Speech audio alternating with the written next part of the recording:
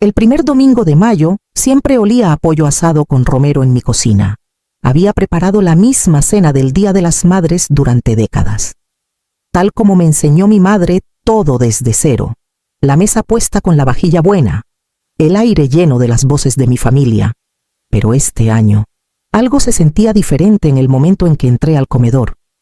Marisol ya estaba allí, acomodando platos y doblando servilletas en pequeños triángulos perfectos, en los 12 años que llevaba casada con mi hijo, Emiliano. Nunca había puesto la mesa. Normalmente, rondaba por la sala, dando sugerencias sobre la presentación mientras deslizaba el dedo por su celular. Hoy traía un suéter crema que probablemente costaba más que mi despensa de un mes. El cabello rubio recogido en un moño tan apretado que parecía dolerle. Su sonrisa me recibió a medio camino, cortés pero fría, como una anfitriona saludando a un extraño en la puerta. «Yo me encargo de esto», dijo con ligereza.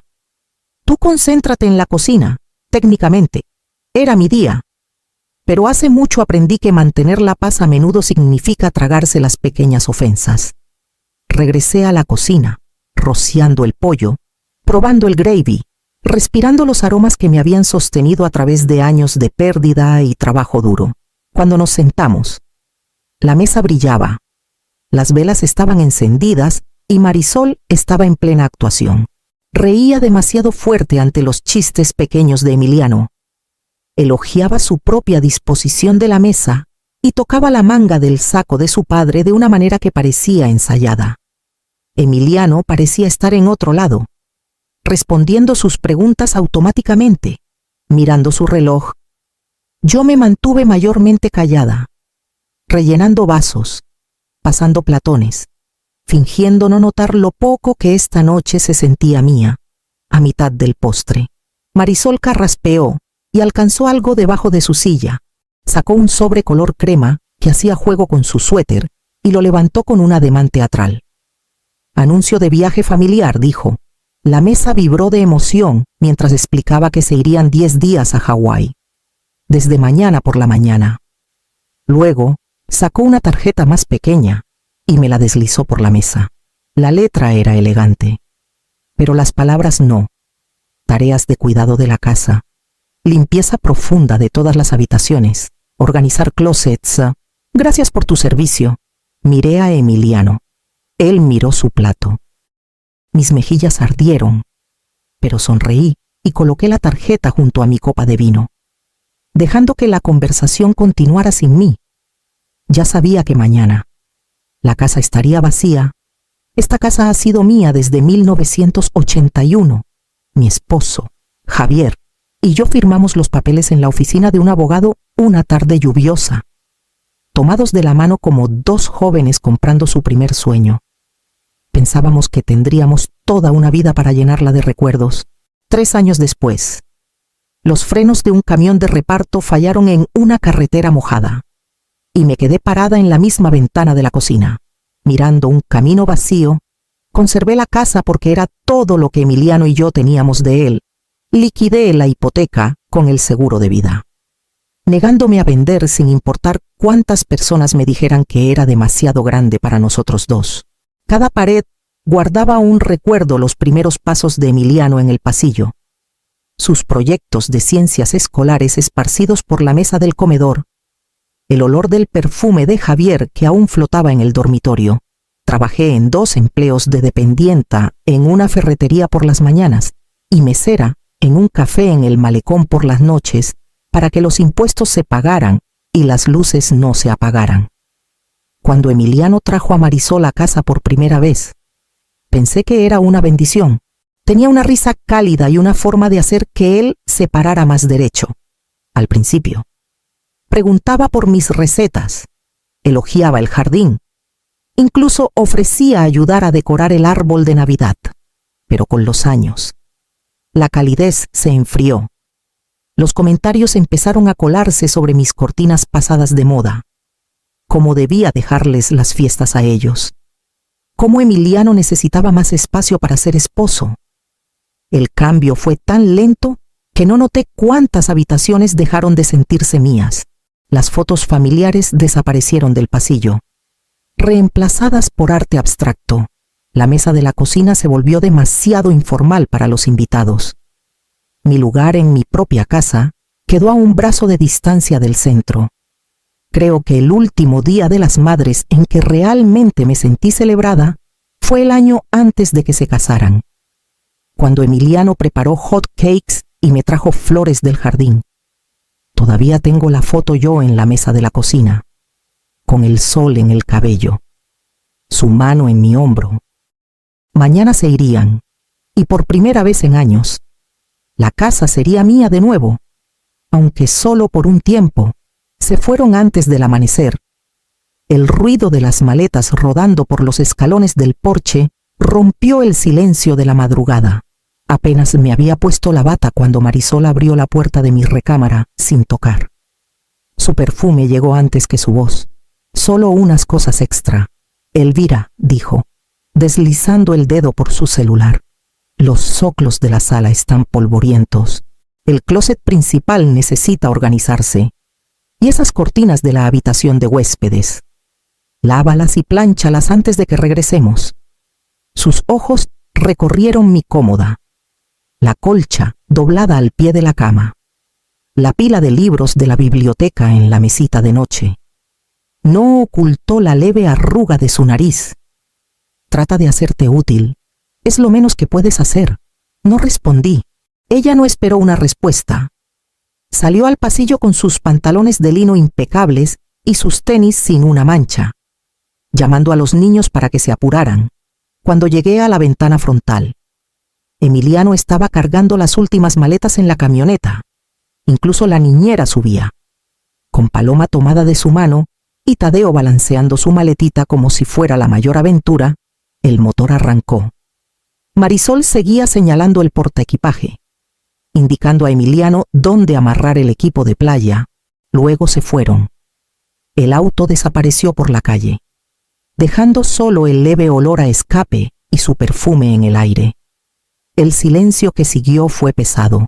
Caminé lentamente por cada habitación, mis pies descalzos fríos contra el piso de madera.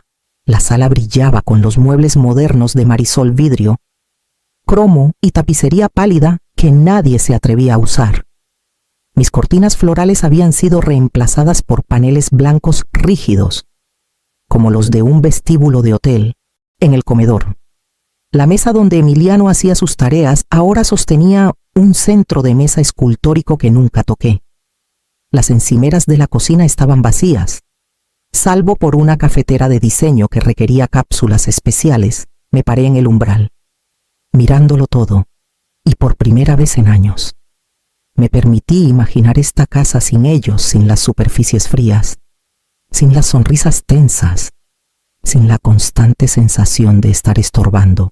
Fue entonces cuando decidí preparar café y sentarme en mi mesa de cocina, la que aún era mía, y dejar que el silencio hablara. Para la media tarde, había recorrido la mayor parte del piso de arriba, moviéndome lentamente, no por cansancio, sino por una extraña renuencia a tocar lo que no era mío. En la recámara principal, el aire olía ligeramente al perfume de Marisol y a un aerosol de lavanda. Comencé con la cómoda. Luego pasé a su mesita de noche, limpiando alrededor de los marcos de fotos y la charola donde guardaba sus joyas.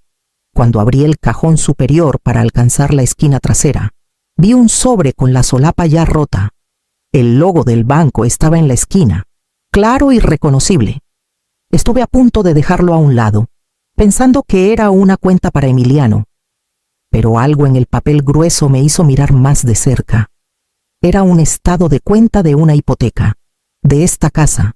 Lo leí 2 veces antes de que los números dejaran de bailar. Pago recibido, saldo pendiente, intereses aplicados. La garganta se me secó. Esta casa estaba pagada desde hacía más de 30 años. El seguro de vida de Javier la había liquidado por completo en 1985. Nunca saqué otro préstamo contra ella. Sin embargo, aquí estaba la prueba de que Emiliano había estado enviando miles de pesos cada mes a algún lado La dirección de pago no era la sucursal principal del banco. Era un número de cuenta privada. Mi mente llenó el resto antes de que quisiera Marisol. Lo había convencido de que aún había una hipoteca. Quedándose con los pagos para ella misma, me senté en el borde de su cama, el estado de cuenta temblando en mi mano. La traición tiene una forma de despertarte rápido, todas las pequeñas humillaciones, los comentarios al margen, la forma en que mi hogar se había convertido en su vitrina. Todo se redujo a este hecho: ella le había estado robando a su propio esposo mientras me trataba como una molestia. Volví a colocar el estado de cuenta exactamente donde lo encontré y fui directo a mi recámara. En el fondo de mi closet estaba un viejo archivador de metal. Con la pintura descascarada y las manijas sueltas, lo abrí y saqué la funda de plástico que contenía la escritura. Mi nombre seguía allí en tinta negra: Elvira Mondragón, única propietaria. Lo sostuve por un largo momento, sintiendo su peso en mis manos. No era solo un papel, era un recordatorio de que el suelo que pisaban, las paredes que decoraban, las puertas que cerraban por la noche, nada de eso era suyo. Y por primera vez en años, comencé a pensar en qué podía hacer con esa verdad. No esperé mucho antes de tomar el teléfono. Horacio Benítez había sido nuestro abogado familiar desde que Javier y yo compramos esta casa. Se encargó del testamento, del seguro, e incluso ayudó a Emiliano con los trámites cuando abrió su negocio. Su voz, cálida y firme, no había cambiado en todos estos años. Elvira, dijo Rosette. Qué agradable sorpresa. ¿En qué puedo ayudarte? Le conté sobre el estado de cuenta, la escritura a mi nombre y los años de pagos que nunca debieron hacerse. Mantuve mi tono sereno, pero mis dedos apretaban el teléfono con tanta fuerza que me dolían los nudillos. Escuchó sin interrumpir. Luego carraspeó. Elvira, la escritura sigue siendo tuya. Nunca transferiste la propiedad y nunca sacaste otra hipoteca. Eso significa que tienes todos los derechos sobre la propiedad, cada metro cuadrado, cada mueble que no hayas regalado expresamente. Puedes cambiar las cerraduras, vender objetos, incluso restringir el acceso si así lo decides. El nudo en mi pecho se aflojó lo suficiente como para tomar un respiro profundo. Entonces, legalmente, no hay nada que puedan hacer si hago cambios mientras están fuera. Nada en absoluto, dijo. Solo asegúrate de estar lista para cualquier reacción que venga después. Oh, estoy lista, dije, sorprendiéndome de lo cierto que se sentía. Después de colgar, llamé a Consignaciones de Rosario, Marta Rosario, quien dirigía la tienda. Estaba más que dispuesta a enviar una camioneta a primera hora de la mañana. Los muebles de alta gama se venden rápido, me dijo. Si quieres que se vayan, mis muchachos lo manejarán con cuidado. Recorrí la casa con mi celular, enviándole fotos, la mesa de vidrio de Marisol que nadie usaba, los sofás blancos, rígidos, que lucían mejor de lo que se sentían, los estantes de cromo que parecían de oficina, no de hogar. Cada foto que enviaba sentía como si estuviera despegando una capa de su presencia de estas paredes. Esa tarde, manejé al pueblo y me sentí atraída por piezas que hablaban de comodidad más que de exhibición. Un sofá azul profundo en el que te podías hundir. Una mesa rústica con marcas y rasguños que contaban sus propias historias. Cojines acolchados en colores que me recordaban a jardines de verano. Los compré sin dudar, arreglando la entrega para el mismo día que llegaría la camioneta de consignación a llevarse los otros. Cuando llegué a casa, fui a mi recámara y abrí la caja donde había guardado las fotos familiares que Marisol había quitado del pasillo. Una por una, las volví a colocar en su lugar: el retrato de bodas de Javier y mío, la graduación de preparatoria de Emiliano, la primera Navidad de los niños juntos. Para cuando terminé, la casa ya se sentía diferente, como si hubiera tomado su primer respiro real en años. Para el domingo por la mañana, la calle afuera estaba tan tranquila que escuché el rugido bajo de su camioneta antes de que doblara hacia el camino. A través de la ventana frontal, los vi bronceados, relajados, con las gafas de sol subidas en la cabeza, como si aún estuvieran en la playa. Emiliano salió primero, estirando los hombros. Mientras Marisol ajustaba su cabello en el retrovisor, los niños salieron en tropel con la niñera detrás. Arrastrando maletas por la grava, el primer intento en la puerta principal llegó segundos después. Una pausa. Luego otro intento. Más fuerte esta vez. ¡Qué raro!, dijo la voz de Emiliano a través de la puerta. Mi llave no funciona. Prueba con la otra, respondió Marisol bruscamente. Más forcejeo. Un raspado de metal contra la cerradura. Luego un ruido más fuerte mientras cambiaban y probaban las llaves rápidamente.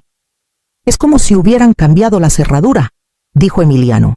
Eso es imposible, replicó Marisol con brusquedad. ¿Quién podría? Sus palabras se cortaron cuando los pasos rodearon hacia el porche lateral. La manija de la puerta de la cocina giró. Luego se detuvo con el mismo clic seco. Me tomé mi tiempo para caminar hacia allá, abriendo la puerta de la cocina lo justo para que vieran mi rostro. Hola, dije con calma. ¿Cómo estuvo su viaje? La boca de Marisol se tensó. No podemos entrar. Algo pasa con las cerraduras. No están mal, dije. Son nuevas. Emiliano frunció el ceño. ¿Por qué harías antes de que pudiera terminar? Paloma dio un paso adelante, moviéndose inquieta. Abuela, ¿puedo usar el baño? Por favor, abrí la puerta más y le sonreí. Claro, pequeña. ¿Sabes dónde está? Se deslizó junto a mí sin dudar. Tadeo quiso seguirla, pero puse una mano gentil en el marco y no me moví. Los demás pueden esperar, dije. Mi voz seguía calmada, pero mi corazón latía firme en mi pecho. Esta es mi casa. Yo decido quién entra. Emiliano me miró como si no estuviera seguro de haber oído bien. Las mejillas de Marisol se sonrojaron de un rojo irregular. Detrás de ellos, la niñera se movía incómoda, sus ojos saltando entre nosotros. Retrocedí lo suficiente para cerrar la puerta suave pero firmemente, dejándolos en el porche con el sonido del agua corriendo arriba y el aroma del café flotando desde mi cocina. No los hice esperar mucho. Unos minutos después, abrí la puerta de nuevo y salí al porche. La cara de Emiliano estaba marcada por la confusión, mientras que la expresión de Marisol se había endurecido en algo afilado. Hay algo que deben saber, dije, mirando directamente a mi hijo. Esta casa fue pagada hace décadas. No hay hipoteca. No la ha habido desde que murió tu padre. Parpadeó hacia mí. ¿De qué estás hablando? He estado haciendo pagos, cada mes, durante años. Asentí lentamente. A una cuenta que tu esposa controla. Encontré el estado de cuenta en su mesita de noche. El cambio en su expresión fue instantáneo sorpresa. Luego una comprensión creciente. Luego un destello de enojo. Se volvió hacia Marisol. ¿Es eso cierto? Ella soltó una risa corta y frágil. Por favor. Está tergiversando las cosas. Estaba guardando ese dinero para nosotros. Para emergencias. Ella no entiende cómo funcionan las finanzas. Entiendo el robo, dije en voz baja. Los ojos de Marisol se entrecerraron. Estás demasiado vieja para vivir aquí sola. Deberías estar en un asilo, no acaparando espacio que no necesitas. Nosotros tenemos una familia. Esta es la casa de mi familia, interrumpí. Y mi nombre está en la escritura. La mandíbula de Emiliano se tensó. Responde, Marisol. ¿Mentiste sobre la hipoteca? Ella miró entre nosotros, su voz subiendo. No lo entiendes, estaba protegiendo nuestro futuro. Ella no necesita este lugar. Apenas usa la mitad de las habitaciones. Yo estaba robándome, dijo él. Cada palabra cortante. Su compostura se rompió entonces. El barniz se desvaneció para revelar un pánico crudo. Estás dejando que ella te ponga en mi contra, gritó. No, dijo Emiliano. Su voz baja y final. Tú lo hiciste sola. Su rostro perdió color. Por un segundo. Pensé que discutiría de nuevo. Pero en cambio sus rodillas se doblaron y colapsó en el porche como si le hubieran cortado los hilos. Emiliano se agachó a su lado, llamándola por su nombre, pero sus ojos estaban cerrados con fuerza. Retrocedí a la cocina, dejando la puerta abierta lo suficiente para que el sonido de mi teléfono marcando se escuchara hasta él. La casa fue mía en todos los sentidos durante los siguientes 3 días. Sin pasos en el pasillo, sin comentarios cortantes desde la puerta de la cocina, sin la corriente de tensión en el aire, cociné las comidas que quería comer, saboreándolas sin apresurarme a servir a nadie más. Leí en el porche hasta que el sol se puso y las sombras se alargaron por el patio, por las noches. Dormí profundamente, sin el leve zumbido de ansiedad que había sido mi compañero durante años. La tercera noche, justo cuando el cielo se tornó del color de unos jeans desteñidos, escuché un auto en el camino. El golpe en la puerta principal fue vacilante. Cuando la abrí, Emiliano estaba allí solo. Su camisa estaba arrugada, el cabello despeinado, y las sombras bajo sus ojos me decían que no había dormido. «Mamá», dijo en voz baja, «¿puedo entrar?» Nos sentamos en la mesa de la cocina. No tocó el café que le serví. Solo miró el vapor que subía en espiral. «Lo siento», comenzó, «por dejar que ella te hablara así, por creerle cuando me hizo pensar que tú eras el problema». Su voz era baja, pero cada palabra llevaba el peso de los años. Me contó sobre las peleas cada vez que me defendía, cómo ella lo hacía sentir culpable por amar a su madre. Admitió que nunca cuestionó la hipoteca, porque era más fácil confiar en ella que enfrentar la posibilidad de que estuviera mintiendo. «Voy a pedir el divorcio», dijo. «Lucharé por la custodia de los niños y devolveré cada peso que ella tomó». «Quiero arreglar esto», asentí. «Te perdono, Emiliano, pero las cosas no pueden volver a ser como eran. Necesitamos límites». Sus hombros se relajaron un poco, pero mantuve mis ojos en él, esperando ver si sus acciones coincidirían con sus palabras. 6 meses pueden cambiar la forma de una vida. Para principios de abril, los papeles de divorcio estaban firmados, y Marisol estaba de vuelta con sus padres en Carolina del Norte. Las llamadas cesaron, los correos cesaron, incluso su perfume, que se había aferrado a las cortinas durante semanas, se había ido. Los fines de semana ahora eran para Paloma y Tadeo.